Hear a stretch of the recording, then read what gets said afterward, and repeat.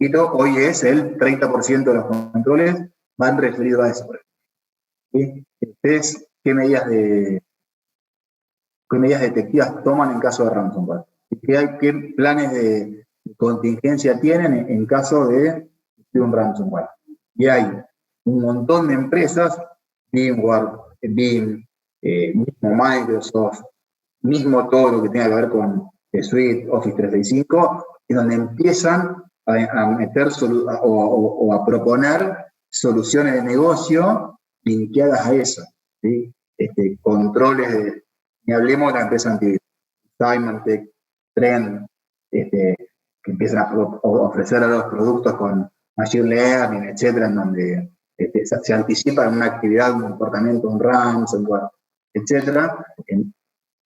Incluso hoy hay hasta empresas de seguro que ofrecen seguros anti-ransomware. Y una empresa de seguro uno va y contrata un seguro anti-ransomware. Bueno, vos, ¿qué control tenés? Yo tengo un seguro. Si me pasa, tengo un seguro y el seguro no sé, ay, no tengo ni idea de qué es lo que hace. Pero hay empresas de seguro que ofrecen eso.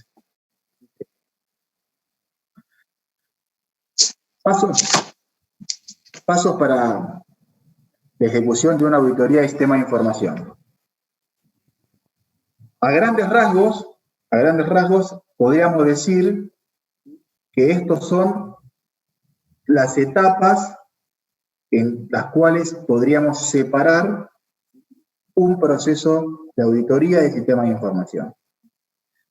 Planificar la auditoría, evaluación de los riesgos y los requerimientos, ahí vamos a identificar los controles, desarrollo de la auditoría, ahí son muchos controles, podemos identificar un subconjunto de controles que los podemos llamar controles claves, esos son los controles que vamos a probar.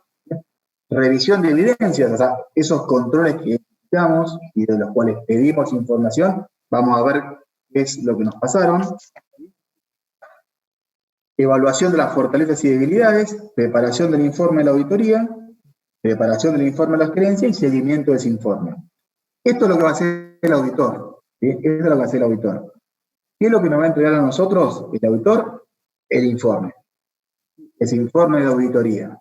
Ese informe es un informe que se llama un informe sujeto a discusión. El auditor nos manda un informe y vamos a ver ese informe. Nosotros vamos a decir si estamos o no estamos de acuerdo con eso que dice el auditor. Si estamos de acuerdo, después se da la etapa de seguimiento. Si no estamos de acuerdo, habrá que sentarse a discutir. ¿Por qué no estamos de acuerdo? Porque la evidencia está mal revisada, porque el control estuvo mal identificado, relevado, etc. Es muy común que en el borrador haya un ida y vuelta auditor y auditado previo al informe que después se eleva a la gerencia. ¿Sí? Ese informe después debería estar sujeto a un seguimiento. Si a mí me encontraron 5 debilidades, el año que viene yo debería haber dicho, o debería decir qué hice con esas 5 debilidades, ¿sí? Nada por X motivo, o si sí hice algo y el estado actual es este, muestra acá. Bueno, planificación de la auditoría. A mí me queda un ratito, yo tengo que cortar y quiero, después hablar un tema más con ustedes. Planificación de la auditoría dice, la misma deberá conocerse el perfil de los objetivos que se persiguen con dichas auditorías y cuáles son los objetivos de control. Cabe recordar que el marco dentro del cual el auditor debe planificar su actividad no se limita simplemente a la revisión de una aplicación, sino que abarcará todos los controles operativos y administrativos, la seguridad y la estructura informática de los datos, programas, resguardo de archivos, protección de los objetivos, etc. La auditoría, en su etapa de planificación, ¿sí?, va a desprenderse de alcance. En la planificación me van a decir, esto es lo que vamos a revisar. ¿Sí? Conocimiento del negocio y su ambiente, ¿sí?, saber qué se va a revisar y sobre qué se va a opinar, evidencia de auditoría, y eso me quedó mal escrito, ¿sí? La actividad de auditoría de sistemas de información debe contar con la existencia de fuentes verificables de evidencia de auditoría que son necesarias para aprobar los controles o para realizar procedimientos de prueba de sustanciación. ¿Qué quiere decir? Van en un enfoque de prueba sustantiva, me están pidiendo 100% o al universo de los ADN de usuario, yo no le puedo pasar un Excel que dice caso 1, caso 2, caso 3, caso 4, de alguna forma le tengo que dar un log o algo en donde pueda verificar que eso es como yo le digo que es. No, un TXT, un Excel, un Word armado por mí, donde dice, estos son todas las altas usuarias de tu. Eso al auditor no le sirve para nada. Selección del área o aplicación a auditar. ¿Sí? Dice, el auditor no podrá auditar todos los sistemas al mismo tiempo. Para ello deberá establecer criterios que faciliten el ordenamiento y la selección de la muestra a auditar. Entonces, nivel de activos controlados por el sistema, dimensión de la aplicación, impacto sobre las decisiones, expectativa de vida, sensibilidad de la información. Carta de auditoría. ¿Sí? Dice, el trabajo de auditoría exige el apoyo de los niveles jerárquicos más altos de la organización. Para poder reportar a los mismos se utilizan dos tipos de documentos, la carta fundamental y la carta fundamental del proyecto. Normalmente, al auditor le estamos dando información que desde el punto de vista de la organización es sensible. No le vamos a hacer al auditor un usuario y una contraseña. Por ejemplo, entregar un mapa de red es información sensible para. Estamos exponiendo ante un tercero. Definir qué tipo de infraestructura o, por ejemplo, identificar que, no sé, yo tengo desarrollos o mi sitio web está en un Windows 2008 con Internet Information Server X, de repente está fuera de soporte, es una información que me expone ante un tercero. ¿Sí? No desde el punto de vista, si queremos, licenciamiento, pero desde el punto de vista de vulnerabilidades. Entonces, hay un montón de información que le vamos a dar al auditor que muy probablemente sea sensitiva. ¿Sí? Entonces, esto lo que le permite al auditor es decir, che, es un trabajo de auditoría, esto viene avalado por la dirección, esta es la información que yo voy a solicitar. ¿Sí? Desarrollo del programa de auditoría, ¿sí? Acá es una etapa fundamentalmente de recopilación, ¿sí? En donde vamos, o de relevamiento y recopilación, en donde vamos a identificar políticas, normas de procedimientos, datos, etc. Si yo tenga políticas, normas y procedimientos escritos, no los cumpla, es lo mismo que no los tenga. ¿Sí? Entonces, muchas veces, ¿qué hacemos? Escribimos un montón de políticas porque me los pide el auditor, y el auditor después agarra esa política y va a leer algo, se da cuenta de que nada, porque en realidad no cumplo nada de lo que escribí. ¿Sí? Entonces, tener políticas, normas y procedimientos me obliga a cumplir con esas políticas, normas y procedimientos, si no, no es lo mismo no tener nada, no escribamos nada porque no sirve para nada. La evidencia de la auditoría, ¿sí? Eso es, estamos hablando de qué nos dieron, o sea, o qué vamos a dar, y sobre todo cuál es la fuente de eso que estamos entregando. ¿Sí?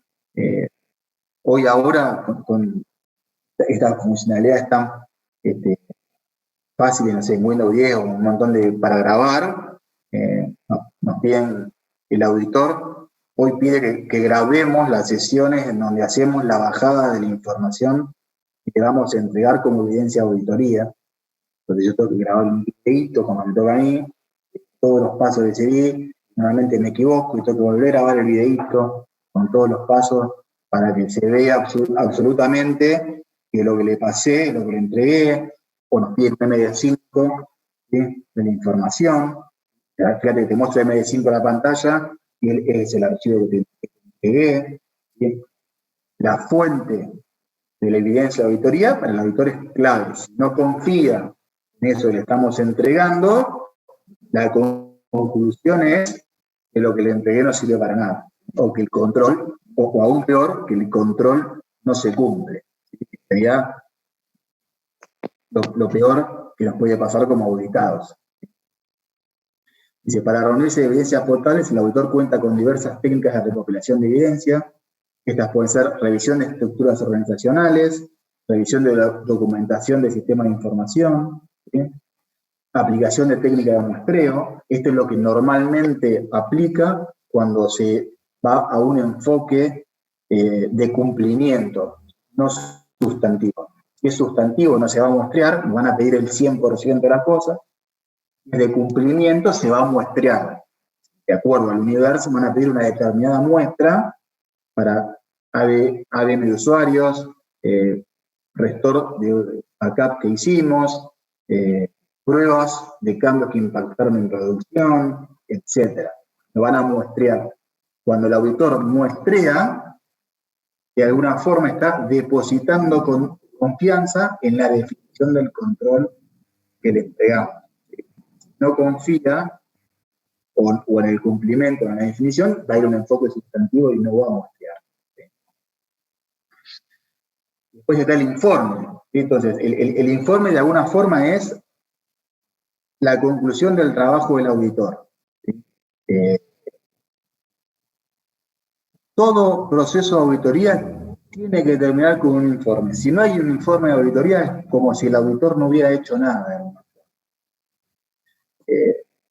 Entonces, lo que va a subir o lo que va a escalar a un nivel gerencial o más arriba es el informe del auditor. Es la conclusión de su trabajo de campo, es la conclusión de ese relevamiento y ese testeo, cumplimiento o sustantivo que hizo sobre esas evidencias y controles que le fuimos entregando. ¿Sí? El informe normalmente tiene fortalezas, debilidades, depende del tipo de auditoría, a veces solo debilidades. ¿Sí? Esas debilidades a veces se pueden de alguna forma clasificar en una escala, por ejemplo, débil, medio, fuerte, de acuerdo al impacto, lo que el auditor identificó puede tener sobre el proceso de negocio. Por ejemplo, si el auditor se da cuenta que todos los usuarios tienen un rol de DA en la base de datos, probablemente lo identifique como una debilidad y le ponga una categoría, un rango o un criterio fuerte o un impacto fuerte, porque no hay control de lo que pueda hacer cualquier usuario dentro de la aplicación o dentro de esa base de datos. ¿Sí? Entonces, esas debilidades las tienen que clasificar de acuerdo al impacto en el proceso de negocio en donde están identificadas, ¿no? Este informe generalmente tiene una estructura, ¿sí? Que es una estructura particular de un informe de auditoría, porque la vamos a recibir, en donde hay una introducción, los hallazgos que hizo el auditor, una sugerencia, el auditor hace sugerencias de cuáles son las acciones correctivas a desarrollar. Nosotros como auditados estamos obligados a seguir estas sugerencias, sino que tenemos que opinar sobre las sugerencias. A mí me dicen, che, vos tenés que hacer esto. Yo digo, estoy de acuerdo o no estoy de acuerdo, o estoy de acuerdo parcialmente y voy a hacer esto. Estoy de acuerdo con la debilidad, mi tarea correctiva va a ser esta. ¿Sí? La expresión del auditor sobre la situación encontrada es una opinión general, va a decir si el marco de control de sistema o esta área de IT es confiable o no es confiable, o es parcialmente confiable, y va a dar una opinión de acuerdo al nivel de cumplimiento de esos controles que fue relevando, ¿sí? Y después los anexos. Los anexos puede poner toda la evidencia que le dimos, o normalmente pone aquella evidencia que utilizó para levantar una debilidad en ese informe. Entonces, el informe, 4 debilidades, en el anexo está la evidencia que sustentan esas debilidades, o para que nosotros auditados, cuando agarramos el informe, sepamos por qué puso lo que puso. ¿Sí? Normalmente, eso va a los anexos. Cuando el informe es elaborado y presentado por un auditor independiente, existen 4 posibilidades en cuanto a tipo de informe: informe sin salvedades, con opinión adversa, o informe sin opinión. ¿Sí? Si el auditor generalmente, y después este es un proceso en donde normalmente también hay que pasarlo, va un poco de la mano de cuántas auditorías hayamos sufrido de alguna forma, la cantidad de años que tengamos dentro de la organización, la cantidad de años que ese mismo auditor nos audita. El auditor necesita de alguna forma a veces documentar algo en su informe, ¿sí? Entonces, uno con los años aprende, y porque a veces estuvo también del otro lado del mostrador, es que a veces hay que darle algo al auditor para que el auditor ponga en su informe. Entonces, no sirve ver al auditor como alguien que me quiere venir a contar 200 millones de debilidades, me voy a poner cerrado y no, y digo todo, sino, nada. Somos un desastre, no hay nada que hacer, pero cuando hay ciertas cosas que sabemos que están bien y ciertas cosas que sabemos que están mal, bueno, y a veces te dejo estas dos poneras, está bien, estoy de acuerdo, y estas dos me peleo a muerte para que no aparezcan, ¿sí? Es una especie de negociación, entre comillas, ¿sí? En qué vas a dejar en ese informe y qué no. Es muy difícil que el auditor se vaya o termine un trabajo y no entregue un informe, porque es como que no estuvo. No encontraste nada, todo está fantástico, todo funciona en las mismas maravillas. Bueno, eso casi que no existe. Entonces, la experiencia indica que a veces es una especie de ida y vuelta, en donde inevitablemente el autor va a poner algo en un informe, y nosotros tenemos que entender que eso no es ni el fin del mundo, ni está mal, ni quiere decir que somos un desastre, ¿sí? Muchas veces el trabajo que hace el auditor a nosotros nos sirve. O sea, ¿cómo lo tomamos? Y lo tomamos como alguien, un tercero que viene de afuera, a ver qué es lo que estamos haciendo, y que muchas veces sugiere cosas interesantes o encuentra cosas interesantes. ¿Sí? Che, esto está bueno, podemos hacerlo, o mirá esto que encontró que lo estábamos haciendo mal, lo podemos hacer mejor. ¿Sí? Es alguien que no está para ayudarnos, porque en realidad está para auditarnos, pero que podemos tomar ese informe, conclusión o distintas debilidades que pueden ir encontrando, ¿sí? Como para ver qué es lo que estamos haciendo y si lo podemos hacer mejor, ¿sí? Tomárnoslo de esa forma. No siempre pasa y muchas veces, más las primeras veces, uno lo ve medio como cara de perro, los autoridades. No te voy a dar nada, no quiero que me pidas nada, voy a pelearme a muerte, todo lo que me digas. Uno después se da cuenta que no es el camino, ¿sí? Ni como auditor, ni como auditado, ¿sí? De ninguna, porque también a veces está el auditor que también hace la auditoría de cara de perro, ¿sí? En donde te quiere encontrar 200 millones de vulnerabilidades, ¿sí? Y tampoco está bueno que sea así el proceso, ¿sí? No, para nada, no. Porque no lo iba por ese lado, no dije negociación con ese sentido. Negociación me refiero un poco a lo que hablábamos hoy, ¿sí? Y vos me encontrás una vulnerabilidad, una aplicación que yo considero que es una aplicación no significativa para el negocio, no me podés poner una vulnerabilidad, impacto alto, riesgo alto, porque no es así. Entonces, ponémela la vulnerabilidad, pero el impacto es débil, ¿sí? Ese tipo de negociación me refiero. Porque la realidad es que a mí, de vuelta, en una auditoría de sistemas, yo soy, a ver, si yo no sé, a menos que uno sea el gerente o el director de IT, sepa que es un desastre y no hace nada, entonces el informe va a decir que eso es un desastre, no hace nada, no sé, pongámosle, en un caso como el que me puede tocar a mí, ¿sí? Que no soy ni el gerente, ni el director, ni nada, yo sé que lo que hago bien y que probablemente haya un montón de cosas las puedo hacer mejor. Entonces, lo que encontrás es lo que encontrás, y si hago algo mal, probablemente lo sepa todo el mundo. Todo el mundo que trabaja conmigo, ¿no? Sepa que eso hay que corregirlo o hay que hacer algo. No me refería a eso.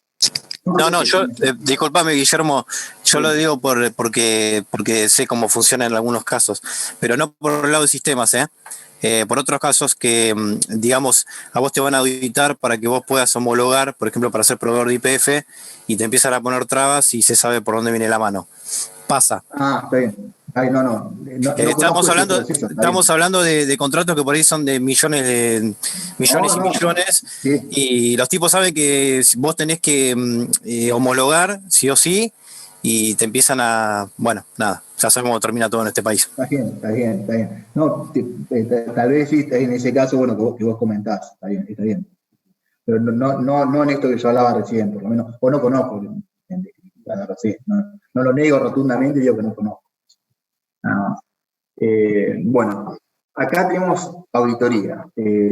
Después, en esta clase teníamos dos temas más, que es, uno es de ITIL, y el otro es de un proceso Lean IT, que es un proceso basado en el famoso proceso Lean japonés.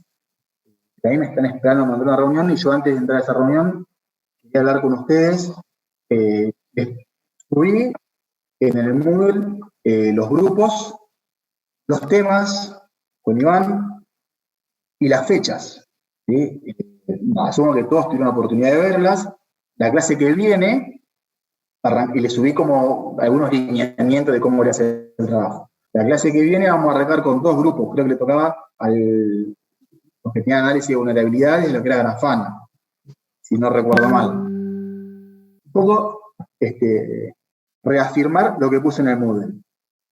El objetivo es, en lo posible antes de la clase, nos manden a Iván o a mí resumen de ese marco teórico que todos los grupos tienen que presentar, ¿sí?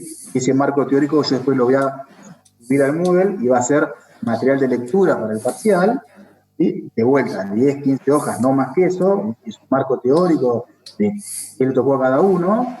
Eso en lo posible, si pueden, nos mandan un día antes como para poder leerlo mejor, sobre todo los que estén después del 15, a ver, los chicos que tengan fecha 15 están más con el tiempo. Después el trabajo tiene esas dos partes, una puesta en contexto teórica y esa